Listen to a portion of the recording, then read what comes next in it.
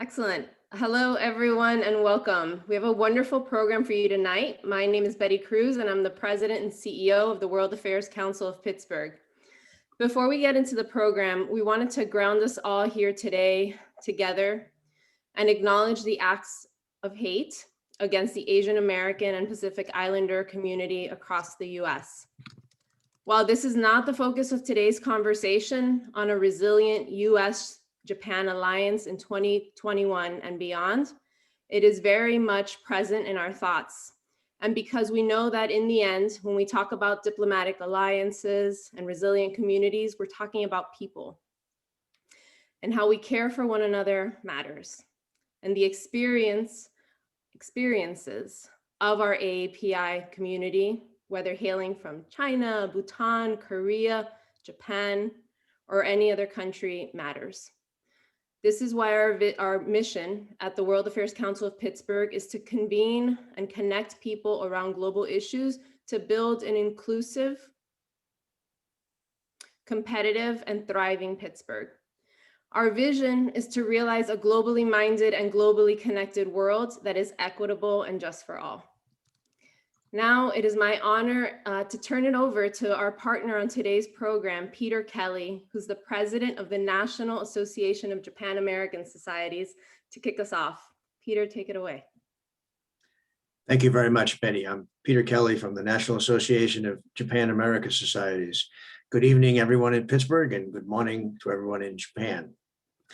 The National Association of Japan American Societies is a group of 38 Japan American societies that are located all around the United States. Their missions are to promote the U.S.-Japan relationship at the grassroots level in their local communities. One of our most active members is the Japan American Society of Pennsylvania, located in Pittsburgh. And we thank Executive Director Amy Boots and the Japan American Society of Pittsburgh, who are the co-hosts of this program with the World Affairs Council of Pittsburgh. Tonight's program is part of what we call the Geostrategy and the Grassroots series. There are 9 events this year happening between January and March in different Japan American societies. Each has a speaker from Japan and a speaker from the United States to discuss the geostrategic challenges that both countries face in Asia. And we want to make sure that the kind of discussion on these events that happens frequently in Washington, D.C. also takes place outside of Washington, D.C. in cities like Pittsburgh. This is the 6th of 9 of these events. There are 2 remaining next week, and each of them has featured a lively discussion between one expert from Japan and one expert from the United States. It is the speakers who make these programs, and we have 2 wonderful speakers this evening, and they're not only representing Japan and the United States, but they're also former colleagues at the Wilson Center in Washington, D.C. Toshi Nakayama and Abe Denmark know each other very well, and we look forward to an exciting and interesting discussion on the many challenges that both U.S. and Japan face in Asia tonight.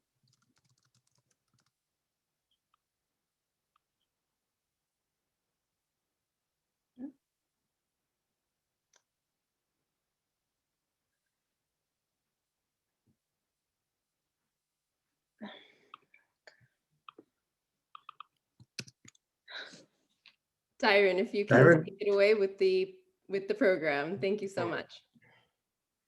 Good evening. My name is Darren Dabney, and I would like to thank Mr. Kelly for his introduction and for sharing with us remarks about this evening's program. In concert with President Kelly and President Cruz, I would like to welcome you to this evening's program.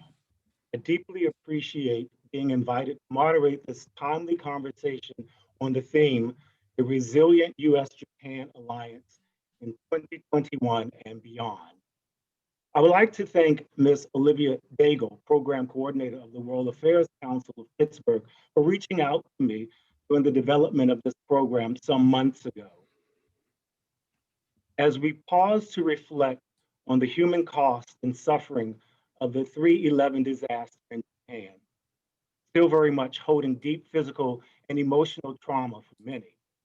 And we pause to reflect on the ongoing tragedy of a global COVID pandemic. The word resiliency or resilience captures and defines who we are as human beings. Resiliency is a term often used to describe the human body and spirit, a society or nation of people, nature and the environment, a geographic location, an economic market, and of course, a relationship. This panel of scholars will share with you their observations and interpretations of the resiliency and the political relationship between US and Japan, the US-Japan Alliance. It is rather fortuitous that this evening's conversation coincides with President Biden's decision to send key members of his cabinet, Secretary of State Antony Blinken and Secretary of Defense Lloyd Austin, to Japan this week as their first mission abroad. Yet it is not happenstance that Japan is the first state visit. The priority placed on Japan by the US for a diplomatic visit is not lost on Japan. In other words, Japan views its partnership with the US as the cornerstone of its security and economic policies. When we engage in an assessment of political relationships around the world, the relationship between Japan and the US arguably is one of the most resilient and reliable. And while change and political change and leadership turnover continue to take place in Japan and the US, often leading to different levels of administrative unpredictability, the stability of the US-Japan Alliance usually has never been in question. Or has it? How resilient is the US-Japan Alliance in 2021? And how resilient will the alliance be beyond 2021? Our panelists, Dr. Nakayama, Dr. Denmark, and Dr. Shimizu have been invited to offer you their candid reflections and assessments of the US-Japan Alliance in 2021 and beyond. Allow me to introduce our panelists. It is my privilege to introduce to you these three guests: Toshihiro Nakayama, Abraham Denmark, and Kei Shimizu. Dr. Nakayama is a professor of American politics and foreign policy at the Faculty of Policy Management at Keio University and an adjunct fellow at the Japan Institute of International Affairs. Dr. Denmark is the director of the Asia programs at Woodrow Wilson International Center for Scholars and a senior fellow at the center's Kissinger Institute on China and the United States. Dr. Shimizu is the research assistant professor in the Department of Political Science at the University of Pittsburgh and visiting scholar at the National Graduate Institute for Policy Studies in Japan. I would like to remind you that the full bios of these panelists are included in the event's registration page, and I encourage you to review these bios if you would like to learn more about these panelists. During the presentations of these panelists and the moderated conversations that will follow, I invite members of the audience to submit questions for the panelists in the Q&A feature. Dr. Nakayama, I give you the floor. Well, thanks, Professor Dabney. Am I okay? It seems like my voice is echoing. I'm fine. Okay. Well, thanks, Professor Dabney. Nice to be back in Pittsburgh, at least virtually. I was in Pittsburgh in 2016 and 2018. It was sort of like a base for diving into the Trump country, right, which surrounds the Pittsburgh and also West Virginia and Ohio. And just sort of briefly looking back to the 2020 election, I'm sure many of you have heard that Japan was pretty comfortable with Mr. Trump. Not that we like wholeheartedly embrace him or anything, but we were a lot more comfortable than other Western democracies. And I think there's three reasons behind that. And of course, the first is this sort of personal chemistry between Donald and Shinzo, right? Prime Minister Abe sort of handled Mr. Trump brilliantly. So that was the first factor. I mean, Mr. sort of Abe absorbed the Trump shock. And second, Mr. Trump was unambiguously tough to China. I don't think it was a good competitive theory, a policy, but it was unambiguous, right? He did not like China. And the third element was that, in Japan, we did not have this populist nationalist movement, which you see in the US, which you see in UK, Germany, or Britain in the form of Brexit. So these populist nationalist sentiment in those countries resonated with the Trump phenomenon. So people in other sort of Western democracies, leading Western democracies, understood the dangers of Mr. Trump. But because in Japan we didn't have that, we didn't really see the dangers, right, of Mr. Trump to a democracy. So many people in Japan just saw Mr. Trump and saw a typical American, right? Sorry for saying this, but loud, brash, and sometimes could be arrogant, right? I mean, like the Hollywood type American men. Right? So we didn't really see the dangers, right? So many in Japan thought that if you compare Mr. Trump to Biden, and Mr. Biden, Mr. Biden is well known. He was a vice president, but he's a typical politician. He's a creature of Washington. Some people sort of had issues with his age. So, if we compare Mr. Biden to Mr. Trump, many people thought Mr. Trump would be better for Japan. I never thought so, but that's how many people felt. And if I made my point on the media, the sort of the attacks on social media towards me was pretty fierce, right? We had something called J-Anon, right? That's the QAnon version of Japan. It's not really a conspiracy theory. We call J-Anon like the true believers of Trump in Japan. But it turns out Mr. Biden had won, and I think we sort of welcome the end of this rocky Trumpian era. But I would say that the expectation towards the Biden administration was pretty. I wouldn't say it was high. Right? Mr. Biden facing a sort of a FDR-esque moment with many issues. Can he exert leadership? Can he sort of contain sort of the progressive liberal wing, which is becoming more and more vibrant? Does he really understand the importance of Asia? What is his China policy? So I was, those things were worry to us. But I think looking at what happened on January 6th, right, the MAGA insurrections, I think many people here in Japan understood that American people made a fundamentally right decision on November 3rd, on the election day. And I think the MAGA sort of insurrection gave legitimacy to sort of Mr. Biden's presidency.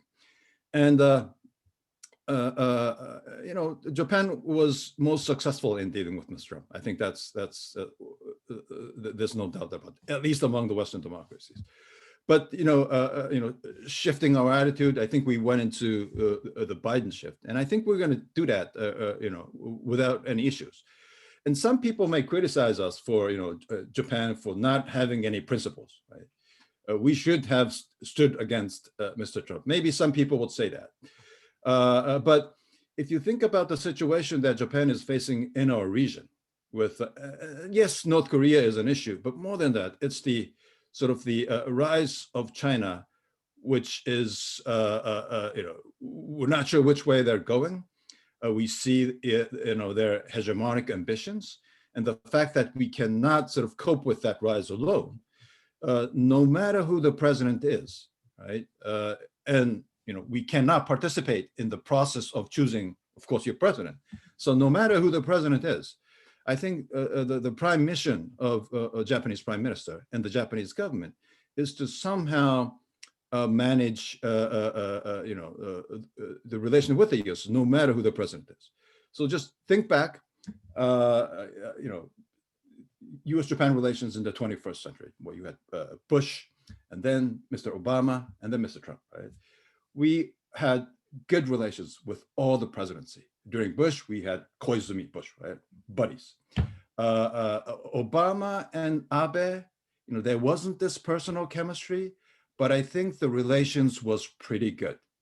Just think about the reciprocal visit, to Hiroshima and Pearl Harbor, right? That was a prime example of historical reconciliation. And we managed Mr. Trump as well. And not many country has managed both Obama era and the Trump era successfully. So I think we would have no problems in sort of handling U.S.-Japan relations in the Biden era. And I think lastly, the most important thing is that why is U.S.-Japan relations so stable? Right? There are many issues that we have to tackle. But the reason is, I think, we tend to focus on the personal side of things, the personal chemistry, but I don't think that matters too much. I think the fact that East Asia, Indo-Pacific is geopolitically critically important, China's challenge towards the regional order, the meaning and implications of U.S.-Japan relations to global governance, cybersecurity, managing space and all that. These issues provides a structural reason for these two countries to cooperate. So I think that's at the sort of the core of the strength of the U.S.-Japan Alliance. So I'll end here. Thank you very much. Thank you for your comments. I would like to turn the floor now over to Dr. Denmark, please. Thank you, and thank you very much for having me. It's a pleasure to be here. Just a few caveats before I get started. First, these are my views alone, not those of the Wilson Center or of the US government. Second, it's a pleasure to speak with my old friend Toshi Nakayama, from whose office was across the hall from mine at the Wilson Center, but who I knew for a long time before he even came to the Wilson Center, as well as to speak with Shimizu-san. Just very excellent scholars all around. The last caveat is that this is dinner time on the East Coast. So if you hear the sound of children screaming or yelling or running around, it's my wife doing her best to keep them quiet. She wants to make sure this event goes well, even though she's a Cleveland Indians fan. She still wants things to go well with the University of Pittsburgh. So to get things started, I think Toshi's points were all very well taken. I think first point I want to make on transitions, since Toshi mentioned them. I've been in government during several transitions, from Bush to Obama, and then from Obama to Trump. What I've seen, and now from Trump to Biden, and what I've seen is that with alliances, these are always times of uncertainty. I have yet to be in a meeting during a transition with close friends, close allies of the United States. There's never been a meeting where they sat down and they said, "We feel really good about this," because there's always uncertainty about the future. They don't know what the policies are going to be, what the strategies are going to be. This is the price of democracy. And I think it's certainly a price worth paying. And it takes time to adjust. But the alliance is resilient, as has been described already. And I think we've already starting to see that adjustment. Part of that, I think, is that the Asia team that President Biden has built is a team that's extremely well known to our interlocutors across the Indo-Pacific. Everybody from Kurt Campbell, Tony Blinken, Jake Sullivan, all of them know Japan very well, or known in Japan quite well, all the way to Eli Ratner, Sung Kim, the other folks that are making up the administration are all well-known quantities to Japan. And I think that lends a degree of confidence. And in terms of what causes the strength of the alliance, I agree with what Toshi has said. All I'd add to it really would be the shared interests and values that Japan and the United States have, and that those interests and values have remained consistently, not entirely matching, but closely aligned over decades, to the degree that it gives the alliance resilience during times of tremendous geopolitical and political change on both sides. So that things change here, things change there, values evolve, but we always end up coming back to one another because it's in our interest to do so.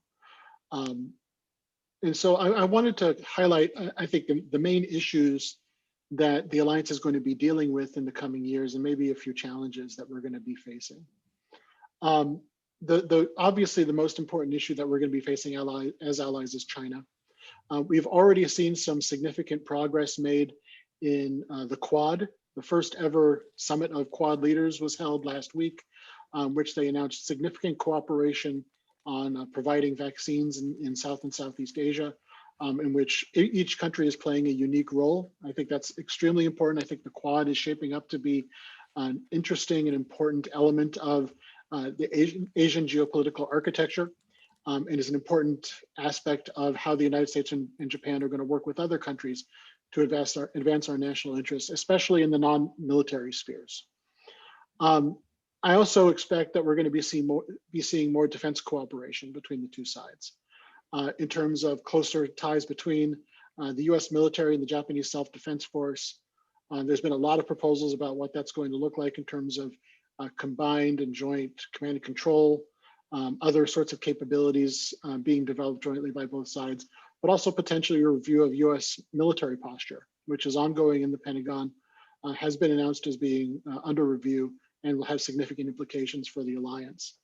And finally, an issue that hasn't come up but is directly related to China and Japan is the future of the Indo-Pacific's financial infrastructure. In that, if you look at what's been happening in Hong Kong, for decades, Hong Kong has been the hub for finance in Northeast Asia, in a way that's not paralleled except for potentially Singapore. But I suspect that as the Chinese Communist Party continues to tighten its grip on Hong Kong, that the particular and unique role that Hong Kong has played in regional finance and global finance is going to go away. And I suspect that Tokyo may emerge as a potential replacement for Hong Kong. And I expect that's something that Japan will be looking to do to buttress its critical role in the regional and international financial architecture as well. And that's directly related to China. The other issue that I think we're going to be dealing with, beyond all the issues that deal with China, be it infrastructure, space, cyber, technology and technology standards, all the issues that we know of. The other piece is going to be North Korea. And while with our current governments, I think there's generally alignment between the two sides on how we think about our approaches to North Korea, I think there's still questions that both sides are wrestling with, which is, where do we go from here? There's been a foundational statements made during the recent visit by the Secretaries of State and Defense, stating our commitment to denuclearization of DPRK, but a practical policy forward is unclear, especially if we were to believe reports that North Korea may be gearing up for additional provocations, which are often geared towards trying to drive a wedge within our alliances. So in terms of challenges, I point to two broad categories of challenges. One just being implementation of how a lot of this would work. That we may agree on paper, Americans and Japanese may agree on paper that US military posture needs to adjust in the region broadly. But what that actually looks like, how we actually get from where we are to where we want to be, is an extremely contentious and difficult issue, especially because of the domestic politics in Japan. Similarly, with establishing Japan as a potential financial hub, there's going to be significant domestic hurdles to that within Japanese politics. And lastly, in terms of military reassurance, I think that's going to be a major challenge, both on the conventional and on the strategic side. making sure that the Japanese side remains reassured about American commitments to its defense. The other piece that I'd mentioned, I'll stop here, is Myanmar. I think that if you dig beneath the surface on what's happening in Myanmar, there are significant differences between how the United States and Japan would like to approach the coup that has happened and the ongoing violence in Myanmar. And as we look towards what's a practical solution, I concern that those differences may actually come to the fore and pose a challenge for us to make sure that we stay cohesive, even though we have very different preferred approaches to this. Thank you, Dr. I'll stop Dabney. there. Thanks. In my effort to give equal time to each of our panelists, I would like to pass the floor over to Dr. Shimizu, please. Thank you.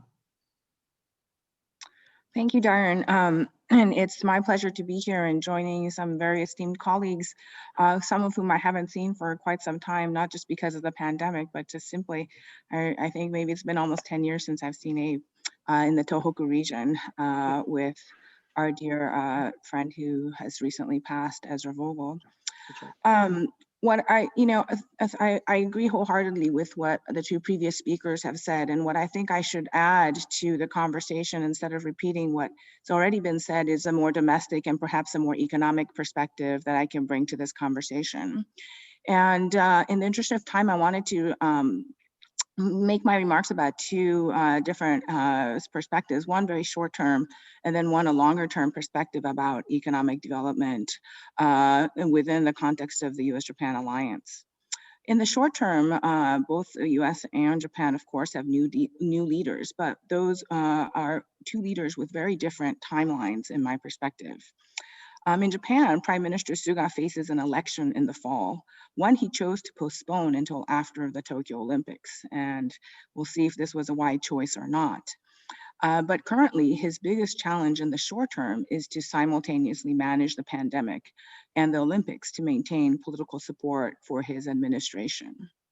And unfortunately, Prime Minister Suga is currently already mired in multiple scandals domestically involving various ministries. And thus his concerns, I think, are very much focused on domestic issues for the time being. And that said, he could also use a very strong support from the US for the Olympics, where of course the US is a major player, both from an athletic competitive perspective as well as sponsorship and support. And so that's really a very short-term immediate concerns that are on the top of his agenda. In contrast, President Biden in the US has a comparatively longer timeline and can focus more on economic recovery from the pandemic while keeping an eye on international tensions and repairing US relations with global allies. So while Japan certainly appreciates these moves to reinforce longstanding alliances, especially as Abe mentioned the visit earlier this week by the US Secretaries of State and Defense on their first official overseas visits to a foreign nation, the escalating tensions between the US and China will have Japan watching very closely to see how it might best maneuver this new reality.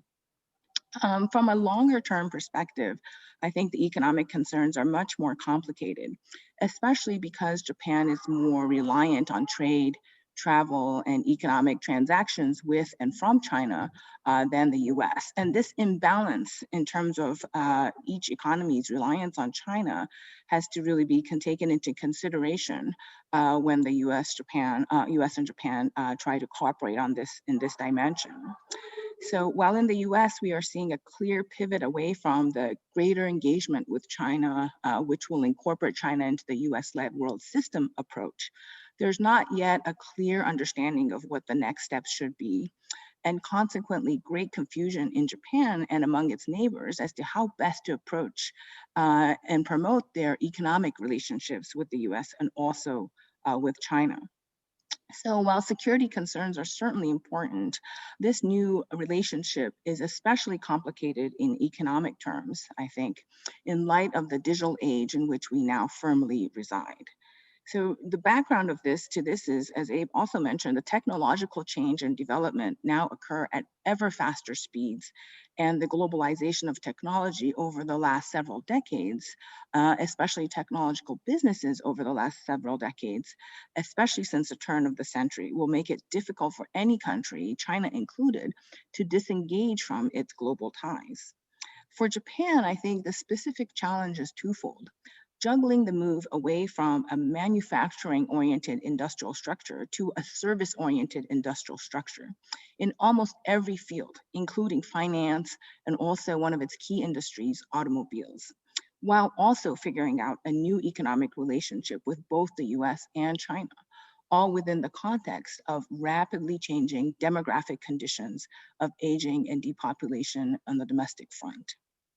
And for the US, a key challenge is figuring out how to respond to a China that appears intent on becoming ever more independent, as seen in programs like its Made in China 2025 programs and its derivatives that are now taking the form of many different names and programs domestically in China, and providing new global standards and technology such as 5G, especially in the Asia Pacific and among developing countries. We already see some hints of what may be coming in China's economic diplomacy vis-a-vis the COVID vaccines.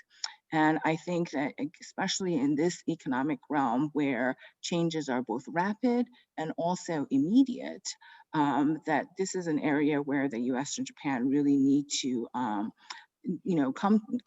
come to an agreement as to what the next steps should be, how they should be implemented, and realistically on the ground, how the private sector can also be incorporated into these public policies such that the alliance is further strengthened. So I'll leave my marks at that in the interest of time and also encouraging audience participation. Thank you. Thank you, Dr. Shimizu. I will echo your statement about leaving time for the audience to ask questions. And I, again, invite members of our audience to submit their questions. We have a few in the box, but I have a few questions for you based on some of the comments that you've made. You all have provided great food for thought and on the challenges and opportunities for the US-Japan relationship or the alliance. Since several of you referenced COVID, I'd like to ask you, and please, you all are encouraged to answer if you'd like, or you can simply pass on the question. In what areas has COVID strengthened or weakened the partnership between Japan and the US? And a secondary question to that, has COVID changed China's ability to influence the region in military and economic terms?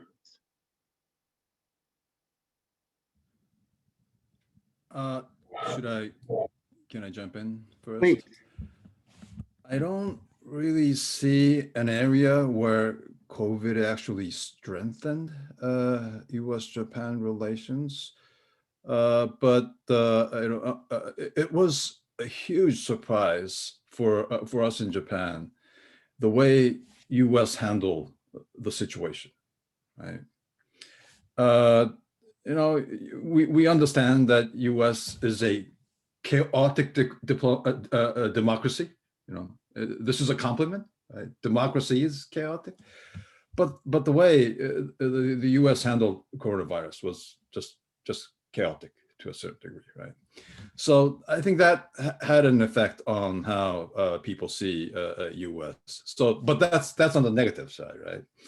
But on the positive side, I think it made us forced to realize that in these sort of global governance matters like pandemics, and also sort of extending into the issues like environment, that there has to be cooperation among like-minded countries and democracies.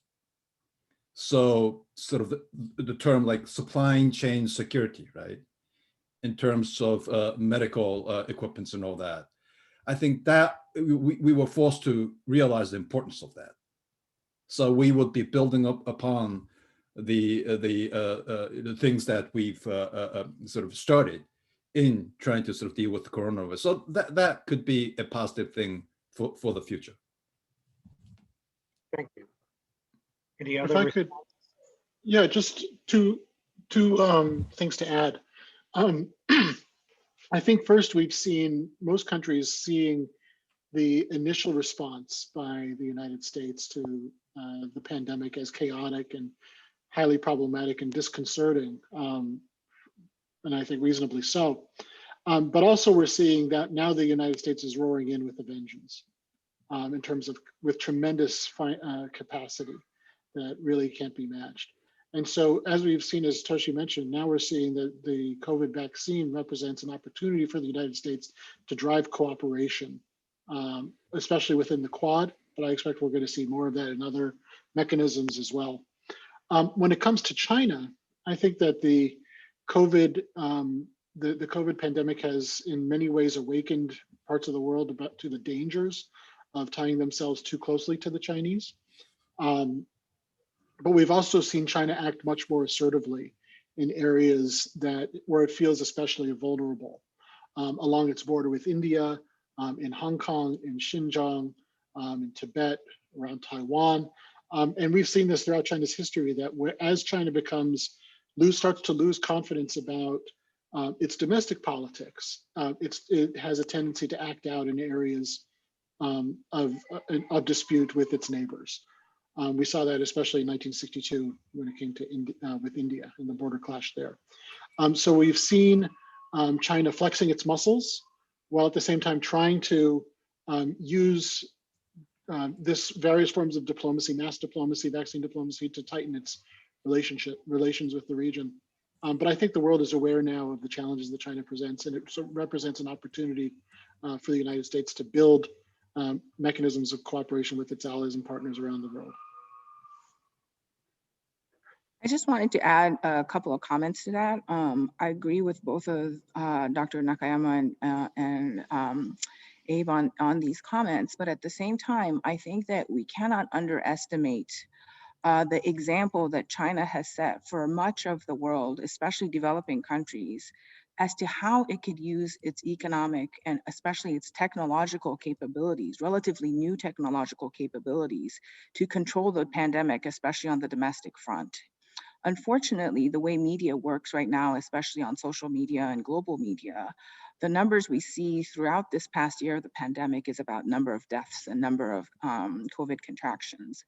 And there's just such a stark contrast between what happened in the United States and what happened in China in terms of how two governments contained the pandemic. And I'm not sure that we can be so confident as to say the US example is one that many countries would look up to and not the Chinese case. And so I think we need to also be very careful about how China projects itself in terms of its technological capabilities and how that has benefited its own population and perhaps other countries who will see that as an attractive option to that which they saw in the United States. Thank you. We have questions rolling in from our audience now, so I would like to devote time to those questions. One of the questions posed is, if Japan supports the US in a future conflict with China, will their constitution limiting the JDF to defensive action hinder operational flexibility and usefulness?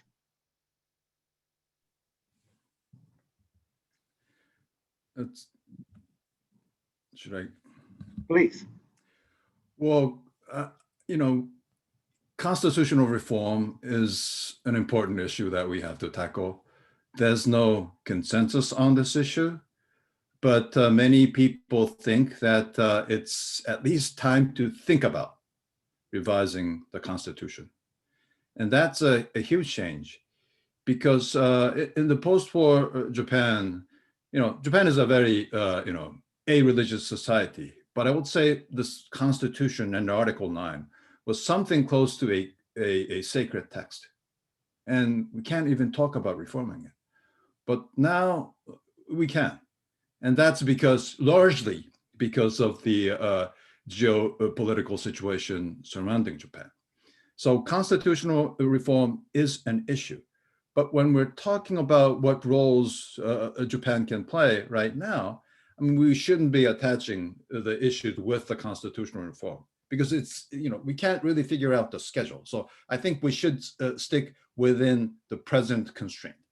And yes, it does limit, of course, what we can do, but there are many things that we can do as well. And I think we should be sort of, digging or searching for that venue rather than sort of jumping into the constitutional reform. But I do share this idea that it is an issue that we have to tackle. And I am personally for revising Article 9 and the Constitution.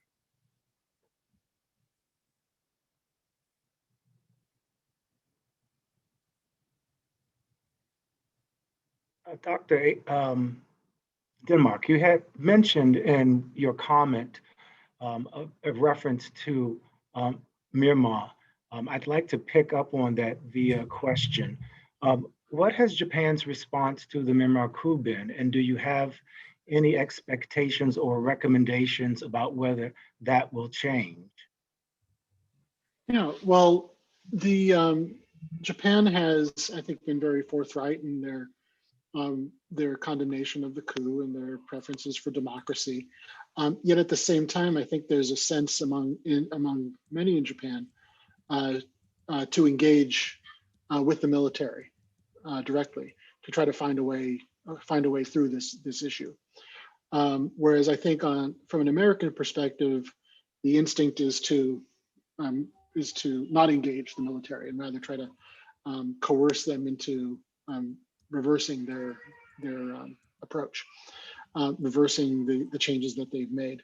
And I think the differing instincts regarding engagement will lead to some disagreements between the United States and Japan. And that's okay. We disagree on some issues. This is not a crisis in the alliance or anything, but it is an issue that we're going to have to figure out, especially if things in Myanmar continue to get worse, which I think is certainly a possibility. I'm sorry about the screaming in the background. Would any other panelists care to answer that question? Please. Can I go? Well, Japan is not sort of known for its, value-oriented diplomacy. I mean, like in the past, when we dealt with issue related to sort of Cambodia, Myanmar, and others, we sort of emphasized stability than pushing democracy. Right? But we have changed in a certain degree. Largely, we call that our own version of value diplomacy, and we realize that we have to talk about democracy and human rights more. But the way we handle the issue may be different, like precisely Abe mentioned, and I think that's okay, right? I mean, there could be difference as long as we share the same goals. U.S. and Japan doesn't always have to go together, knock the door together, and tell what the right thing should be. We can utilize different channels, right? Different methods. But I think the important thing is that the goal has to be coordinated. And yes, I do agree that Myanmar could highlight the difference or between sort of how to sort of not spread isn't the right word, but how to sort of manage democracy.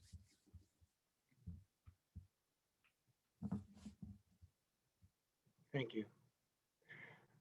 Dr. Nakayama, you do have one challenge to an earlier statement that you made in your introductory remark. Yeah, I see that. Prime Minister Abe, right?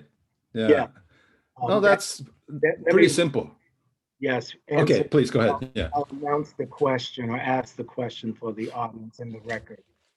How can you say there is no nationalist movement or political wing in Japan? Abe was widely recognized as quite strong and nationalistic. Well, I do totally agree with that statement that Prime Minister Abe is a nationalist. And I think he defines himself as a conservative. Right? But that's not the reason why a prime minister was popular, especially in the second term.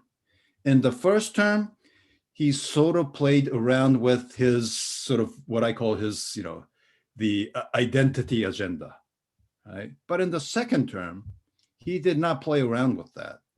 He focused more on the geopolitical situation, and he focused more on, the economic situation.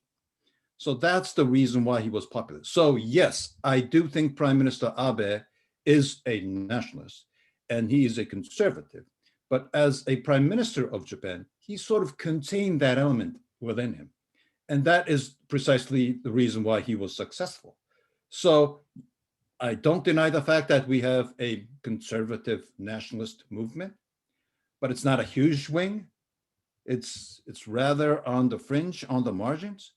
So I wouldn't say that in Japan, you see a populist nationalist movement that you see in UK, which took the form of Brexit, or Alternative for Deutschland in Germany, and the National Front in France, and the Trump phenomena, which is hijacking the Republican Party. I don't see that. Thank you.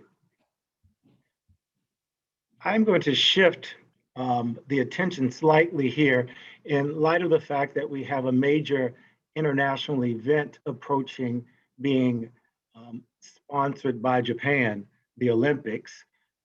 There is a question about which of the goals, Japan's goals, in holding the Olympics will and will not be achieved in 2021, should the Olympics in fact be held.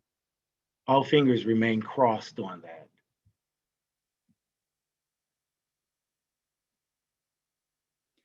Well, what was the question? I couldn't Which quite of the figure out which of Japan's goals in holding the Olympics will and will not be achieved in 2021 when we think about goals geopolitically, economically, socially? So I'll take a stab at that from the economic perspective, especially. I think it's very clear already now that we're approaching mid to end March, that its economic objectives, if it had been to invite global guests into Japan, have a boom in tourism industry in Japan, those are kind of, I think, already forgone. It's not going to happen. And that's especially in light of the fact that domestically, the Japanese population is not very supportive of even holding the Olympics in Japan this summer, unfortunately. And it's certainly not because they don't support the Olympics, but really the fear of COVID spreading once again. And unfortunately, currently in Japan, in Tokyo, the numbers have taken sort of a dip and then gone back up. And as we approach the cherry blossom season, and as the government, I think, is contemplating very strongly to open up and stop the emergency measures that had been going on until this coming weekend, as the torch relay begins in Japan, that the COVID numbers again will increase, although from a very small number to a slightly bigger number. It's certainly not the scale at which COVID has spread in other countries, but certainly there are concerns among the population. So from an economic perspective, and if it was also to stage a global festivity of sorts while welcoming international travelers and guests to Japanese soil, I think much of that is going to have to be forgone. That doesn't mean that Japan doesn't have an opportunity to showcase Japan, especially now that we're so used to virtual showcases and virtual meetings, that there may be very creative ways in which Japan could really highlight its strengths and its beauty vis-a-vis virtual methods. But certainly many of us are already tired of virtual meetings at the same time. And so much of that, unfortunately, I think is going to be lost, even if the Olympics are actually held in Japan this summer.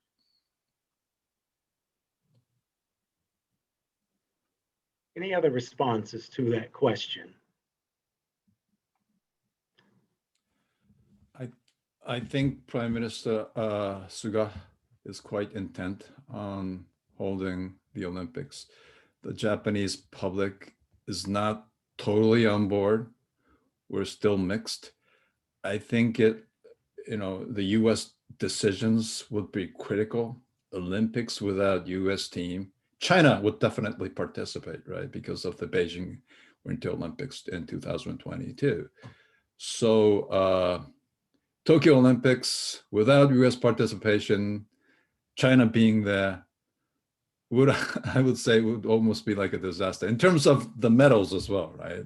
It would be an Olympic dominated by China. I think Secretary Blinken mentioned about U.S. participation about Olympics, and he said it's not a matter of the government; it's just a matter of U.S. Olympic Committee. But hopefully, if Japan decides to actually go on with the Olympics, hope that U.S. can participate as well. Another question for you all. Do you see the Quad as an effective hedge against China? I can go, but Abe, you want to go first?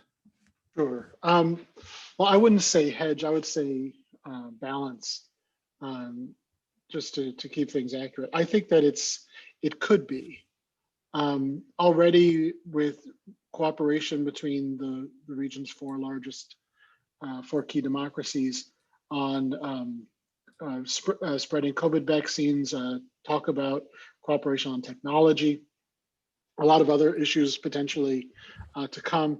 I think there's a good chance that it could be an effective balancer to the Chinese, especially in areas of non-military competition across the Indo-Pacific with what we could call the middle powers, the smaller countries of the region. So yeah, I think that the Quad has a lot of potential. I don't think it's there yet. I think a lot of its advantage, to be frank, is that it's not defined and that it's not explicitly countering China. But in the frame of the question, I think it's not there yet, but I think it has the possibility. I think it's a very good tool. Its capabilities is not in sort of a bloom yet. I think the important at this moment is that we have many tools, right? And Quad is one of them. This 2+2 meeting we've just had, that's an important, of course, framework. The tete-a-tete, the Suga-Biden meeting, which would be coming in April, the first sort of a face-to-face meeting with a foreign leader. That's critical. And combining all these frameworks, right? The Quad, the bilateral, the multilateral, I think if you combine all that, I think Quad is a important symbolic message that for democracy. I mean, India is a bit shaky on this democracy front these days, but still, compared to China, it's the four maritime democracies sort of cooperating and try to uphold a liberal and rule-based international order. And I think that's a very effective message. I might just add that it's also very attractive in terms of attracting other nations that would like to participate in it or see that as an attractive alternative. South Korea, namely, that has seen that as a potential different approach. And so in terms of attracting others into that framework, I think it also is quite effective. Please. Can I jump in on the sort of the South Korean front? Yes, please. I think in the 2+2 joint statement that was published in Tokyo, I think it was mentioned about pulling Korea into the Indo-Pacific sort of scheme, right? Not the Quad itself. But I see a reluctance in South Korea, because they're not totally on the same sort of understanding vis-a-vis China. And if you see how China was treated in the 2+2 meeting in Seoul, China is almost never mentioned, right? It's solely about North Korea. Quite understandable, because US-ROK Alliance is not about China. It's not about the region. It's about things on the peninsula. But then again, I mean, US and ROK talking about the region, talking about the managing of the alliance, and almost never mentioning China. Here in Japan, we're a bit worried about how Korea sees China. And we may not be on the same boat on that. So that is a bit of a concern on our side. Thank you all for your comments and responses. Regrettably, we have run out of time. We have more questions than we have time to address. And I would certainly like to thank the audience for their participation. I apologize that we were unable to answer all of your questions. They are indeed very pointed questions that I'm sure the panelists would have appreciated having a chance to answer. In the time we have remaining, I would like to return the table to Betty Cruz for some final closing remarks. Thank you all again, panelists, for your time and for your remarks. Thank you so much to our moderator, Dr. Darren Dabney, and to our great panelists for this robust conversation. Indeed, there's never enough time to cover all that arises. But the good news is that everyone who is in attendance is going to receive a follow-up email from us, which will include a recording of this conversation, a survey, and any follow-up that we can address in that email from the questions that surface. We will be sure to do so there. We also want to thank our partners, the Japan American Society of Pennsylvania and the National Association of Japan American Societies. Thank you for the opportunity to collaborate once again on a program together. And that's it for now. Thank you, everyone. Until next time, take good care.